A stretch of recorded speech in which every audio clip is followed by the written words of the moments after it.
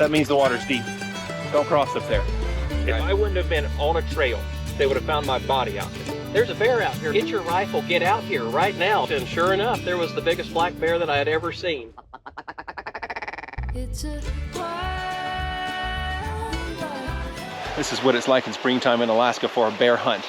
Don't worry, camouflage is not of any value today. That bear will smell me long before he sees me anyway. So Gabe's walking ahead and I'm gonna follow him.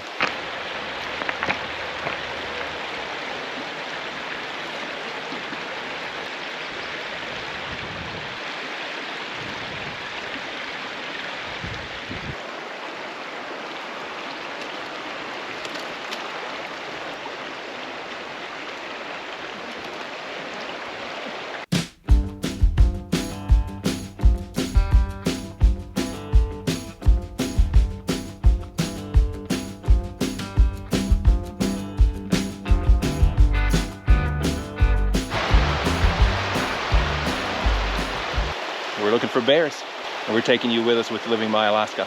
Unlike the TV shows, this is real Alaskan bear hunting. I have to make my way through this without tripping, falling, breaking an ankle, or otherwise hurting myself. And then we have to cross these rivers. Looks like Gabe's doing a pretty good job of it. Great, now he hasn't gotten his boots wet, now it's my turn. And all right, first I have to make it through this. I have a good friend, a dear friend, that is a master hunting guide here in Alaska. And he's often told me, and I've heard this from other people too, the biggest challenge that Alaskan hunting guides have is people showing up in Alaska for a hunt and they're not fit for the hunt. They're not physically fit.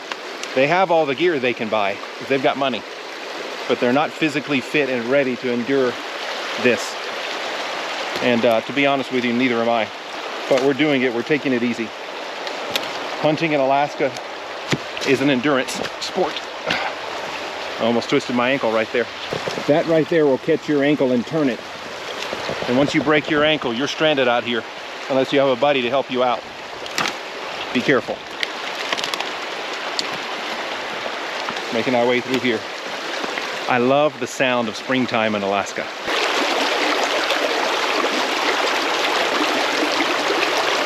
All right, a few more little rivers to cross here.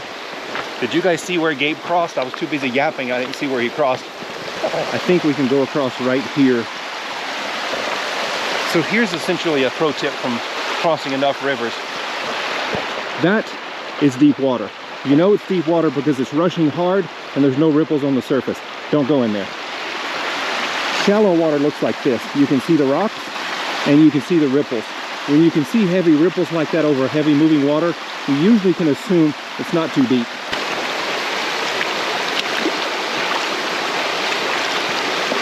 The water's not the problem here, traction is. These rocks are slimy slick. When you face a current like this, never square yourself off to the current like this. Always turn sideways so the water can rush around you and not push you over. Perpendicular to the current. Easy enough. All right, now for a pop quiz. If you were on this river right here, where would you cross? Should we cross up there where the water is still? Should we cross there, midway? Or should we cross here or there? Why should you not cross way up there? The water looks nice and flat. That means the water's deep. Don't cross up there. Should we cross in the middle here? Well, maybe, but it might be deep in the center. The one trick is to look for the rocks. If you can see the rocks on the bottom in murky water like this, you can generally assume this is a safe place to cross. So once again, here's what we're doing. Perpendicular to the current. Not like this. And never face downhill from the current. Like this. Watch the level on your boots. Keep those feet wide, especially if your downstream boot, keep that one way wide. Because the water wants to push you this way. And that's how we cross the river in Alaska. I got my friend Gabe with me. Gabe's an old-fashioned kind of guy. He prefers red wool plaid over high-tech materials like this. All right, that was successful. Oh, it's good to be out here. Okay, more to come.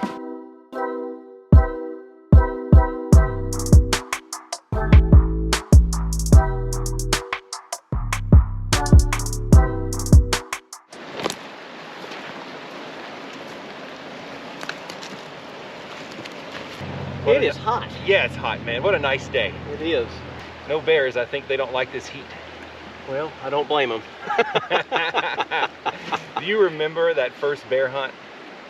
on Kachemak Bay, yeah, back in Homer, yeah.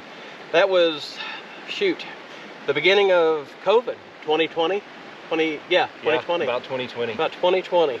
That was the first black bear that I ever got in Alaska. And a lot of people, it's so funny, they'll say, Gabe, tell me that story, and I get more embarrassed each time I tell it. But everybody thinks that every Alaskan hunter has to be this grandiose, money-spending, adventurous, this real big outdoorsman, and sometimes you just luck into it. Yeah. I was given the key to a friend's cabin that's overlooking the bay. Absolutely gorgeous cabin, gorgeous view. And we had hiked in about, I don't know, 5 or 6 miles. And I wanted to get in that cabin and get a fire going. I was craving a Spam sandwich about as much as a fat man can. And I gave no care at all to bear hunt, but I wanted that Spam sandwich. So got the bright idea that we would build a fire in the stove real quick. We got in the cabin and opened up the front door and the back door to let some light in and some air, fresh air in. And I got to work building a fire in the stove. And a young lady that I was with, a travel nurse that I had worked with at the time, she and her fiance was there. And she was stepped out on the porch to take pictures of the ocean and the mountains and so on like that. And I had my head in that oven trying to get everything going. And she said, Gabe, there's a bear out here looking at me. I said, you damn liar, there's no bear out there at all. She said, no, get your rifle, get out here right now. It's right off the end of the porch. I said, I looked, and sure enough, there was the biggest black bear that I had ever seen. I didn't even have my boots on. I was in my socks. I stepped out on the porch and racked one in the chamber of an old, it was a gift from a friend of mine, but an old 30-40 Krag rifle. And I put a big silver tip bullet in there and took aim and dropped it. It was about 13 or 14 feet off the porch of that cabin. There's my story of bear hunting. I did it in my socks. If I can do that with a free hand-me-down rifle, you can surely do it with this fancy stuff that you've got. This is true, and I guess that's right? Like everybody that watches stuff about Alaska thinks it has to be a $20,000 guided hunt, and you've got to have float planes and Argos and ATVs, and you have to go deep into this epic scenery. And what you don't realize is most longtime Alaskans will tell you their best bear hunts is when they're off their own porch. Oh, they're on their way to the outhouse. It really is time in country. It really is. Time in the backcountry. Everybody wants to talk a big game and flex, and I did this and I did that. Heck with that. That makes for good stories, right? But it's not. Just go out and have fun. It was the funniest thing. I work in surgery, and the hospital that I was working at the same time, I had shot that bear that day, and a surgeon that I worked with, he was a very brilliant surgeon, a very good man, but kind of a boisterous know-it-all, as most Alaskans are, he went and spent $20,000 on a trip to Kodiak and got this big brown bear tag and everything, and he come to me one day right before this trip, and he said, I just bought a 416 rim mag. It cost me $3,000. The scope was $1,000, and the tickets over there was X amount, and the food and everything. We got $20,000. He come in with his puny, saddest brown bear I've ever seen in all my life, and it was so chock full of holes. It looked like Swiss cheese. Looked like it had mange. I said, Doc, how many times did you have to shoot that thing? He said, well, 6. I said, excuse me? What? 6 rounds with a 416 rim mag? What the heck? And he said, well, what you don't understand, Gabe. You don't understand. What you don't understand. And I just let him talk, and I turned around and handed him my phone. I said, well, this is what I got Saturday morning. If you notice, I'm in my socks. He said, what'd you get that with? I said, that old 30-40 Krag that you made fun of last week. By the way, as you mention it, seriously, I'm pretty sure I did the transfer on that rifle. He got it custom. It was a custom rifle. As an FFL, I do a lot of transfers, and I'm 95% sure I did the transfer on that. I remember it coming in. It was from some big fancy custom gun company. It took him 6 months to get it and all that. And they guarantee 1,000 yards with it and all this stuff. He made fun of me, and he said, son, you couldn't afford the strap for this rifle. And I said, well, that's probably true, Doc. Good luck. But my black bear was still bigger than his brown bear. You still come out. Yep.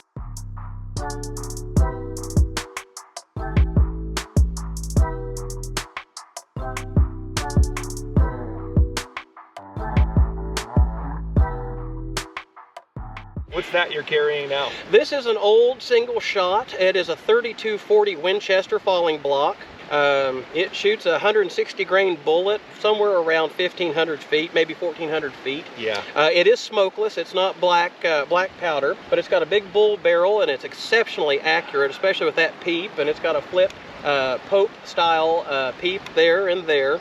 And I think I traded, oh goodness, I've had it for so long I don't really remember, but it was one of the trades that I did. Something I had absolutely nothing in, and I've got more in the brass to reload this. It's a beautiful rifle. It is. How old is that rifle? This thing was made in 1900, if I've done the serial So it is number. 125 years old, roughly. Well, yep. Yes, That's sir. incredible, Yep. and it's beautiful. It is absolutely gorgeous, and it is so accurate. A lot of guys, they got to make fun, and they'll say, well, why on earth do you carry such an old rifle? Yeah. It works. It works. I've only bought one new rifle in my entire life, and it was some all-weather Alaskan Winchester 70. It was black and plastic and stainless and everything. It was very nice, but when I paid $119 for the box of 20 ammo, I said, I'm done with that nonsense. And it kicked you so hard, it made you pee blood for a week. You know, I said, I'm not. So, just for the record, you're not bear hunting today. You're just, I asked you to come along with me, so I don't like going into the backcountry by myself. Right, it's a safety issue. Right. And therefore, for various reasons, you're not ready to hunt yet. No. So you just took this rifle along to see how it would carry because you just got it recently. Nope, now we got to cut it because I just said I've had it forever and ever and ever. Sorry, wrong rifle. Yeah. I misunderstood. Cut. All right. So, but you wanted to see how this would carry in the backcountry, and you wanted to show it to me. Right. But you're not hunting bears with this. No, not today. Not today. But I absolutely would. Technically, this was my hunt today. The reason we're talking a bit louder because we've got a rushing river behind us, and we're done with our hunt. This was my black bear hunt. And so if you're curious what I'm carrying, I've killed more animals in Alaska with this rifle than with all the other 50 rifles I've got in the gun safe. As a former gun dealer, a licensed FFL, I kind of ended up with a bunch of rifles. And most of them never get used because I go back to this one. And this is one of the first rifles I bought when I got to Alaska, and I bought it used. This is a Kimber Talkeetna 375 H&H. The caliber looks like this. And open this up. See, look at this new stuff. You can't even get the bullet out. This is a very old cartridge, and there are a few reasons why the old guys and the experienced guys in Alaska, especially the guides, love this. I have a good friend in Ketchikan that I asked him, what should I get? He said, Bennett, get a 375 H&H and get maybe a 30-06, and you'll kill anything on the planet with those two guns. There's a reason they love this cartridge. You see the smooth neck on this thing? The smoother this neck is, the less likely it is to jam. Those new hot rifles with steep necks, the Winchester short mags and all that stuff, that's more likely to jam. This thing goes through smoother. There's another reason is the beltless cartridge. It's an old proven design. This is a 250 grain bullet, and that's on the light side for the 375 H&H. This will take an elephant in Africa, but for some reason it's still manageable to shoot here for Alaskan bears. I've taken 2 moose and several bears with this rifle and this cartridge, and every one of them were questionable shots, but because of this rifle and this cartridge, I knew it could get the job done. If I would have had a smaller caliber rifle or like a 300 Win Mag or some fancy rifle that can shoot 1,000 yards, I would have not taken that last moose or the first moose because of the direction of the shot and where he was. The last moose I had to shoot through a tree to take down the moose. This rifle did it. And that's why I love this rifle. Again, this is the Kimber Talkeetna. The scope on it, as I get older, I can't really use iron sights anymore. My eyes are getting bad. This is not a high magnification scope. This is about a 6 power scope, a 1:6. And I've never, by the way, everything I've shot has been on 1 power. And the longest shot I've taken was 235 yards at that moose outside of Homer. And it didn't feel like a long shot at all. You don't need a 10 power scope to hunt in Alaska. That's ridiculous. By the way, you don't typically hunt dangerous game in Alaska at more than 200 yards anyway, right? And there are reasons for that, because beyond 200 yards, especially beyond 300 yards, your chances of making a bad shot and injuring that animal and putting everybody in danger is high. Absolutely. Yeah. So this is why I use this gun, and I have full faith and confidence in it. It's hard to find guns with iron sights anymore, right, Gabe? It's impossible in today's world. Don't count on this high-tech stuff all the time. If this breaks, you need to have this scope on what I have here is quick release, right? Quick connect. And if I drop this gun on these rocks right now, this gun is useless to me if I don't have iron sights. That's right. And in bear country and in angry moose country, you don't want to go without a firearm. If you accidentally drop this thing, you can pop off this scope and you still have a rifle that continues your hunt, and continues your ability to protect yourself. To protect yourself. Yeah, That's fair the enough. key. Yeah. Yes, indeed. There is nothing mild about living this wild. We live a wild life in the great land, and we want you to know that you can too. We pack every video full of information, but most importantly, inspiration. We want to inspire you, and as you watch Living My Alaska, you find the path to living your Alaska. And if you liked this video, then I know you'll love what's coming up next. Come with me, let's go to that next video right now.